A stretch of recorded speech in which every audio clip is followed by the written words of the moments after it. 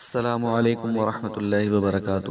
امام جعفر صادق رحمۃ اللہ علیہ ایک مرتبہ مدینہ منورہ تشریف لائے تو لوگ ان سے علمی استفادہ کے لیے آئے۔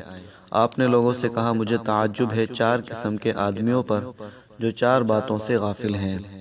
نمبر 1، مجھے تعجب ہے اس شخص پر جو مصیبت میں پھنسا ہوا ہو اور یا ارحم الراحمین نہ پڑھتا ہو۔ حالانکہ قرآن پاک میں حضرت ایوب علیہ السلام کے بارے میں ارشاد ہے، وَأَيُّوبَ إِذْ نَادَىٰ رَبَّهُ أَنِّي مَسَّنِيَ الضُّرُّ وَأَنْتَ أَرْحَمُ الرَّاحِمِينَ۔ اور ایوب نے جب اپنے رب کو پکارا کہ مصیبت میں پھنسا ہوا ہوں اور آپ ارحم الراحمین ہیں۔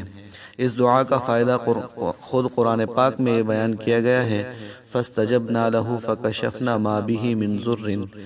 پس ہم نے ان کی دعا قبول کی اور ان کی تکلیف دور فرمائی۔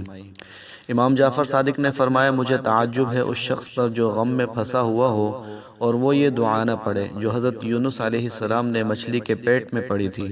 وہ دعا یہ ہے، لا الہ الا انت سبحانک انی کنت من الظالمین۔ تیرے سوا کوئی حاکم نہیں، تو بے عیب ہے، میں گناہگار ہوں۔ اس کا فائدہ قرآن پاک میں یہ بیان کیا گیا ہے، فاستجبنا لہ ونجیناہ من الغم وکذالک ننجی المؤمنین۔ پس ہم نے ان کی دعا قبول کی اور ان کو غم سے نجات دی، اور اسی طرح ہم مومنین کو نجات دیا کرتے ہیں۔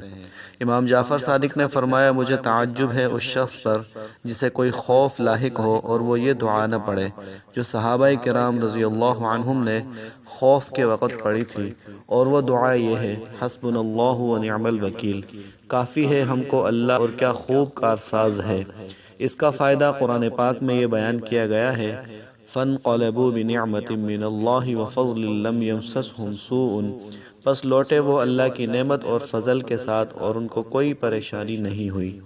امام جعفر صادق نے فرمایا، مجھے تعجب ہے اس شخص پر جو دشمنوں کے مکر و فریب میں مبتلا ہو اور وہ یہ دعا نہ پڑھے جو فرعون کے خاندان کے ایک مومن نے پڑھی تھی، اور وہ دعا یہ ہے، افوض امری الی اللہ ان اللہ بصیر بالعباد۔